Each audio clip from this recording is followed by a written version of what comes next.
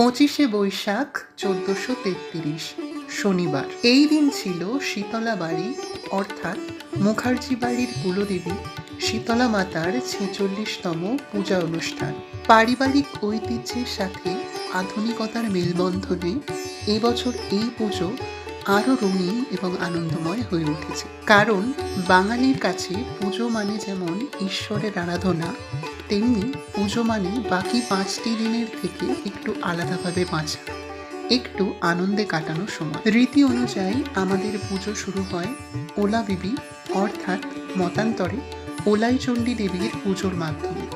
এরপর 5 বাড়ি ভিক্ষে করে তবেই মায়ের পুজো শুরু হয়। প্রায় 2 মাসের প্রস্তুতির পর আজকের এই পুজোটি সুষ্ঠুভাবে সম্পন্ন হলো। স্বল্প সময়ের কারণে সমগ্র ভিডিওটিকে 2টি পর্বে ভাগ করে নিয়েছি। তাহলে দেখা হচ্ছে পরের পর্বে।